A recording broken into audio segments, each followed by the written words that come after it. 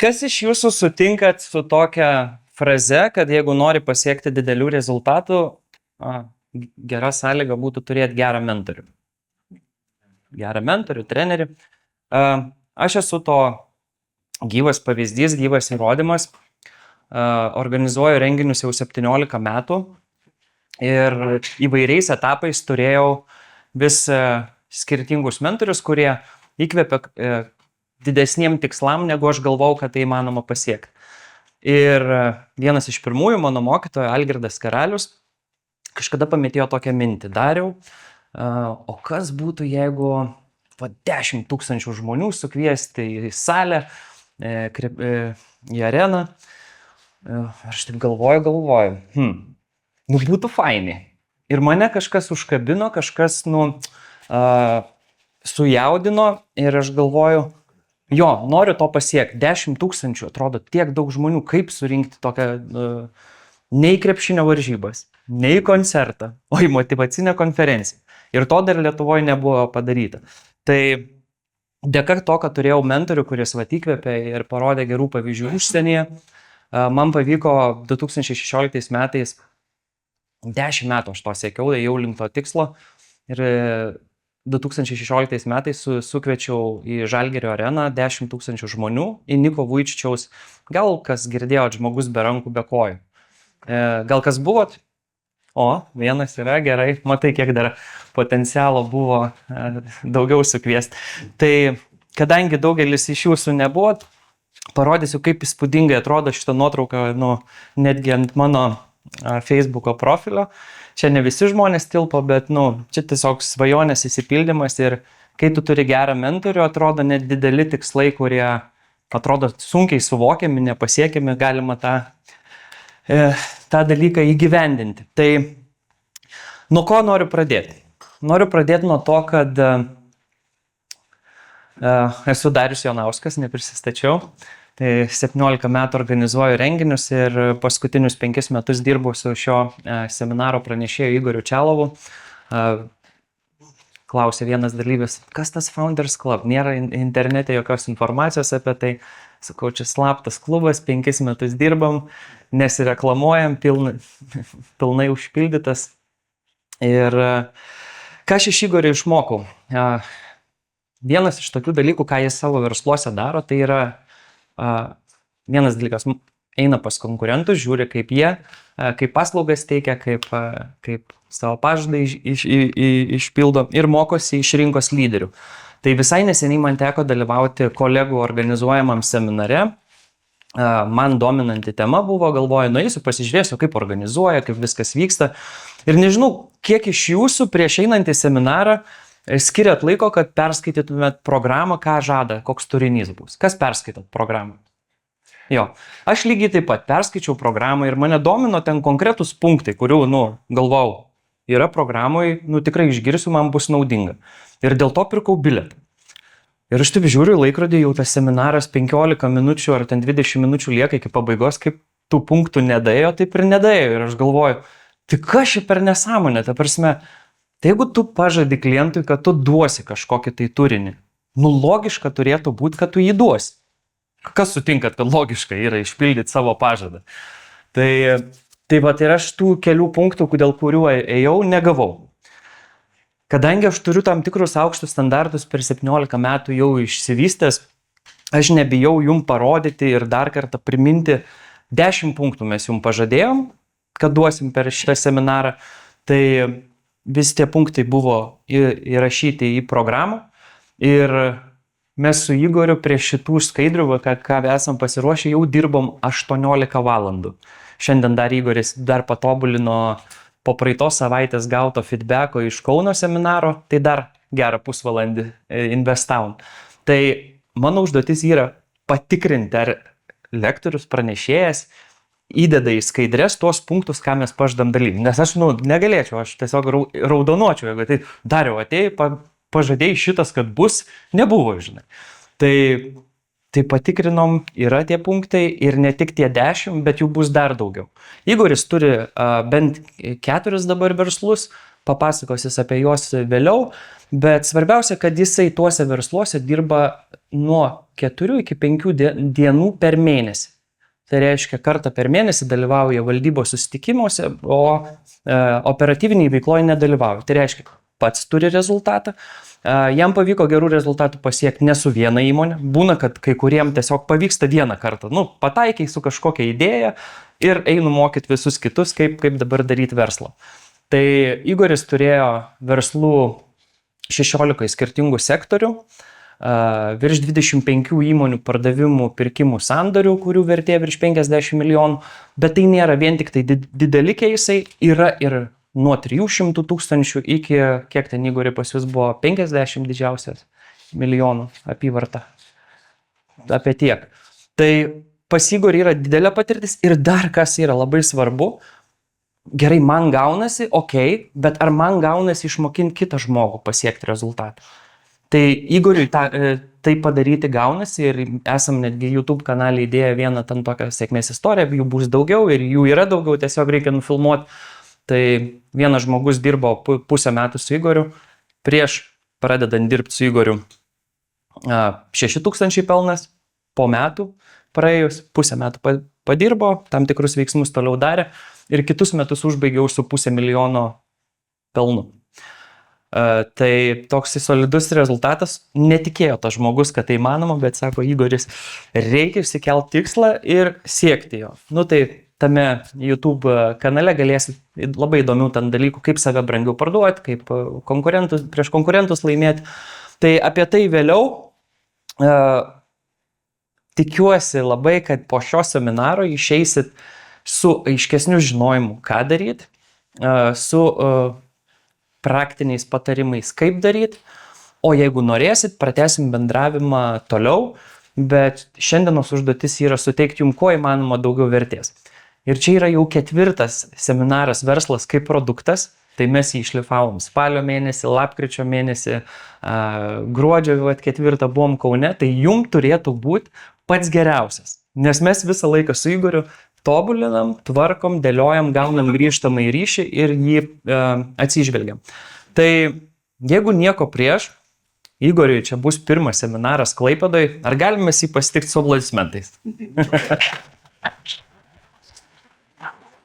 Esu verslininkas, aš čia dabar kalbėti pradėjau, gal taip pradžioje mane pakvietė draugas profesorius iš universiteto Romerio, sako, papasakok gyvai apie verslą. Tai aš mėgėjęs iš tikrųjų, sakysim, toks, ateiti su destrukcija.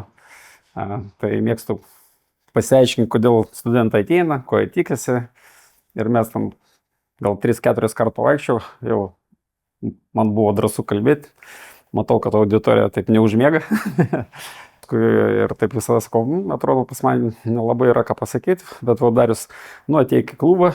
Aš ten, jie buvo pirmais metais susikūrę ir norėjo išmokti mažas vidutinis verslas išsigyti įmonės. Kaip aš patirties turiu, tai aš daug maž pasidalinau, bet po metų ir jie įtraukė mane į veiklą, nešė keisus, mes analizavom, kad perkam, kad neperkam. Paskui supratau, kad iš esmės mažas ir vidutinis verslas pats nesupranta, ką jisai turi. Tai sakom, žiūrėk, čia yra beprasmiškai analizuoti įmonės, jeigu tu savo įmonės nesupranti vertės. Tada mes nuėjome kitą metą su kitą programą ir taip kiekvienais metais vis iš problemos gimdavo kažkokios idėjas ir aš jau gruodžio mėnesį sakau, Dariau, aš jau neturiu ką pasakyti, o 4 metai 25, tie patys žmonės, keli yra žmonės iš klubo, savo viskas. Ir man tada kaiminė sako, tai nueik pasimokyti coachinimo, žinai, biznio coachinimo. Gerai, galvoju, eisi dar pasimokysiu, kas tai yra. Ką aš visą gyvenimą darau, pasirodo, aš coachinau visus savo darbuotojus, partnerius ir iš esmės man dar sudėliojęs struktūrą ir paskui aš supratau, kad man dabar 62 metai, aktyvaus verslo nelabai noriu, bet patirties dalintis man patinka. Ir taip atsirado mano, sakysim, vieta, kaip sakant, pradedu galvoti, pasižiūrėjau dar į mamos amžių, 94 metai, gal 300 metų dar reikia kažką tai veikti aktyviai, to kad mama tiek aktyviai, galvoju, ir man tikrai, ir galvoju, reikia kažkokios naujos veiklos. Ir ką supratau, kad iš esmės tas mentoringas, to kad mentoris nuo coacho ir nuo konsultantų skiriasi. 3 skirtingos funkcijos. Tai aš nesu konsultantas pertikė žinias, coacheris užduoda klausimus ir jums reikia pačiam, o mentoris sako, einam kartu, praeinam tą kelią, kur aš buvau. Ir mentorius yra, dažniausiai gali tave nuvesti į vietą ten, kur jisai pats buvo. To, kad mentorius negali tave nuvesti į vietą, kur jis pats nebuvo. Tai va šitoje vietoje konsultantai daugmaž gali išvelgti tam tikrų metodų, kuriuos tu gali pritaikyti. O aš visgi tai sakau, aš visą gyvenimą kūriau įmonės vertės. Bet tik taip supratau, tik taip po 20 metų. 20 metų aš irgi buvau ruminacijai, daug klaidų prisidariau, daug fakapų, daug praradimų, daug visokių dalykų. Bet buvo tiesiog daug įdomios veiklos, bet ne visada rezultatyvios. Na ir tada aš supratau po 2008 metų krizės, kad aš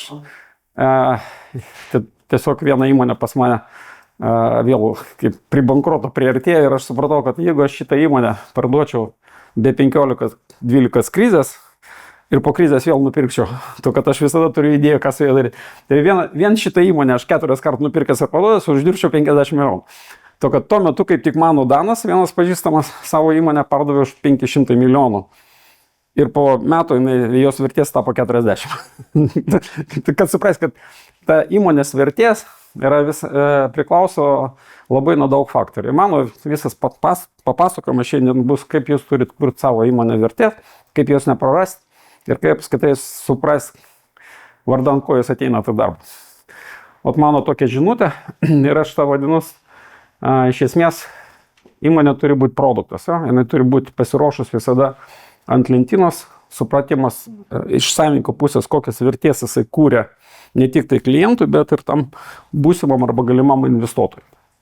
Tai per šitą prizmę norėjau parodyti, kad Lietuvoje labai daug mažų ir vidutinių verslų. Aš būtent šitam segmente, aš nesu didelio korporatyvinio verslo, kaip sakant, specialistas. To, kad turėjau didelių įmonių, bet supratau, kad tai ne mano.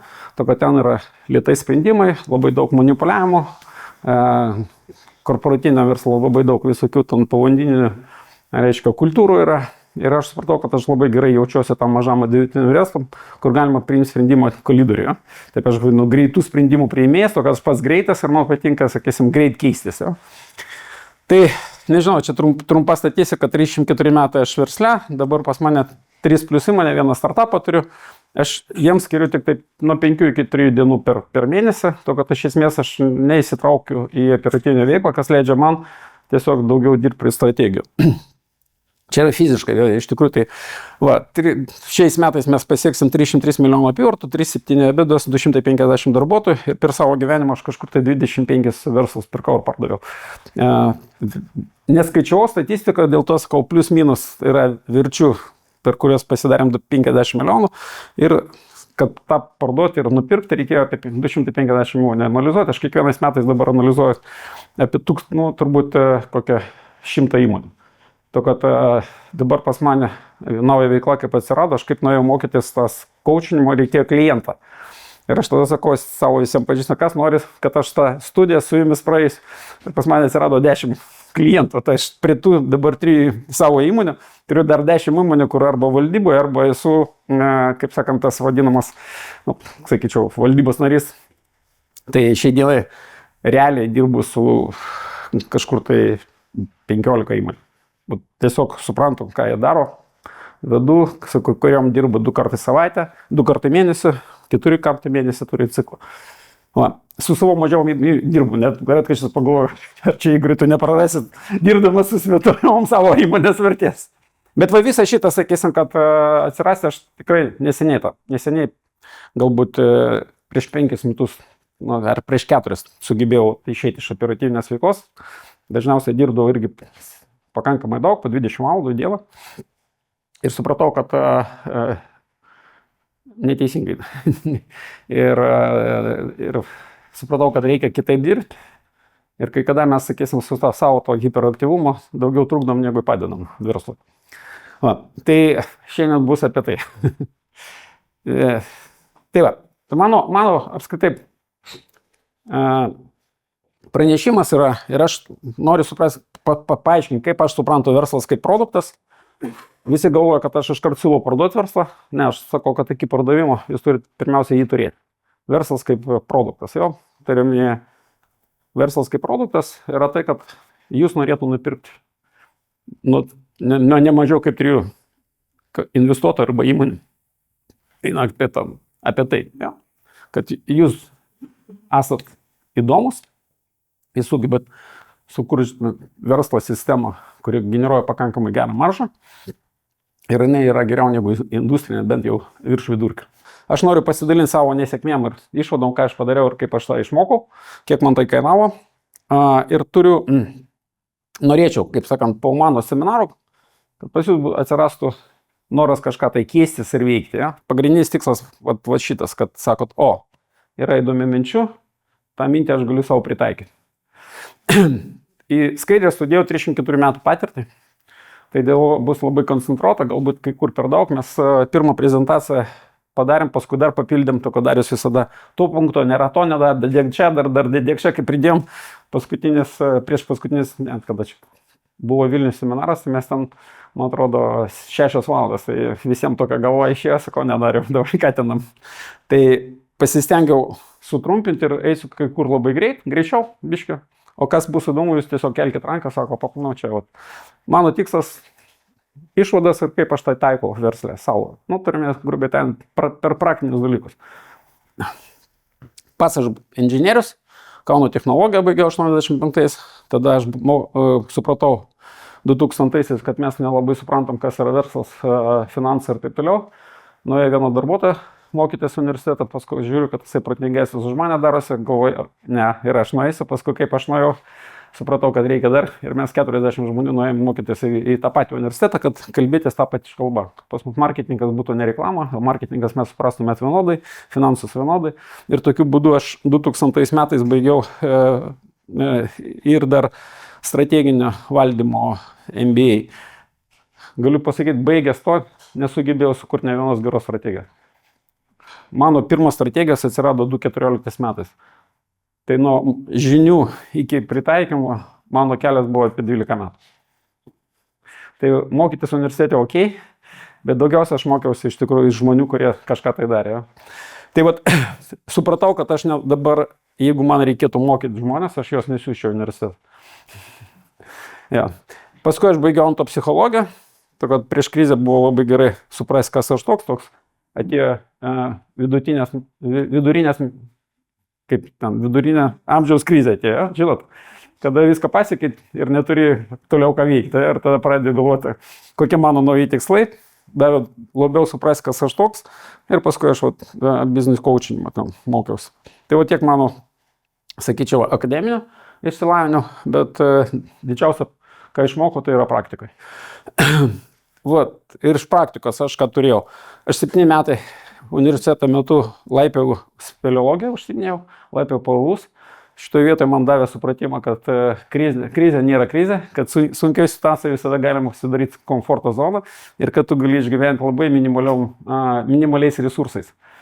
Paskui aš 5 metus dėsčiau universitete, tai išmokau biškai taip kažką tai struktūrizuotai kalbėtų, kad pats baigiau pakankamai gerą universitetą ten ir mane universitetas pakvietė, sako, ateik, bet aspirantūrai nesugebėjau pabaigti, kad atėjo tas 90 metų ir mūsų mokslai buvo surišti su Rusija ir tada aš nusprendžiau nueiti verslą ir 35 metus aš dirbau su mažo ir vidutinio verslo. Tai yra 91 metai arba net 89 pirmi verslai atsirado. Dar aspirantūrą mokėmės. Ir čia yra didžiausia patirtis, ką aš patyriau dar 5 ekonominės krizės, per kurius, sakysim, reikia viską peržiūrėti. Ir tai tiek mano patirties. Dabar, ką aš išmokau? Aš moku atrinkti žmonės, tai yra vadovą ir tada viskas, kas po SEO -1. Šitie yra kritiniai žmonės įmonė, jeigu nori kažką tai vystyti ir daryti, labai svarbu. Tada aš ką moku gerai, reiškia, gerai jaučiuosi distresiniams versle. Tai kad mano visi pirkimai buvo praktiškai distresai. Tai kad aš pirkdavau įmonę su diskontu, kad žmonės jau sakydavo, mes jau norim damokėti, kad pas jūsų pasimtų. Ja? Tai šitą vietą nemažai verslų pirkau, kada iš tikrųjų organizacija patirdavo distresą. Tada aš moku nusipirkti ir parduoti įmonę. Tada aš, sakysim, išmokau kurti strategijos, kurios yra tiesiog praktinės strategijos. Šią dieną mes pakankamai, o dabar toks metas mes turėjau per gruodžio mėnesį 7 strateginės sesijas. Ir naujas įgūdį, kurį formuoju, tai sakysim dalintis tą, ką aš moku. Tai tiek apie mano įgūdžius. Įgūdžius tai yra, ką aš darau, ką aš galiu padaryti. Man nereikia kažko iš pargalkas, aš darau to automatiškai. Tai tas įgūdžių aš vadinu. Pirmiausia, man pravesti pokalbį su jais arba suprasti, kur įmonė kraujuoja, dėl ko kraujuoja, kaip nupirkti, įsigyti, dėl ko mokėti reikia įmonę, kaip strategija sukūrima ir tos visi dalykai man labai lengvai darosi. Man užtenka 2 valandų pakalbėti su savinininku, kad aš suprasčiau, kiek jisai daugmaž pinigų nepraranda. Tokia mano. Aš iškart skaičius galiu pasakyti, ką mes galėsim pasidaryti. Ir Darius pasakoja tą keisą, kur aš atėjau, žmogus atėjo į klubą, sako, ne, aš sako, į klubą vaikščiosiu, aš noriu su tavim privačiai padirbti. Ir čia buvo mano pirmas privatus klientas. Aš taip ateinu, sakau, okei, parodyk. Po pokalbio su aš sakau, daugmaž čia, tu nebetenki kažkur tai 800 000. Čia buvo gruodžio mėnesį. Tada aš sakau, daug man pakalbėti su darbuotojais, aš perkalbėjau su darbuotojais, o sakau, pas save praktiškai nebloga komanda, trūksta kai kurių žmonių, bet sako, žiūrėk, mes galim kelti tikslą 500 000, to kad 800 būtų super gerai, bet 500 mes turim. Tos 500 000 tikslų aš nežinau, kaip pasiekti. Kėlimo man užtruko jam perlipti per jo barjerą, baimės barjerą, yra 3 mėnesiai. 3 mėnesius aš rašyk biudžetą 500 000 ir paskui biudžetuojamas. 3 mėnesius jisai buvo pasipriešinimas. Įsivaizduojat? Ir finale mes tos 500 pasiekėm ir pakankamai buvo įdomus rezultatas, mano tokia buvo patirtis gan įdomi.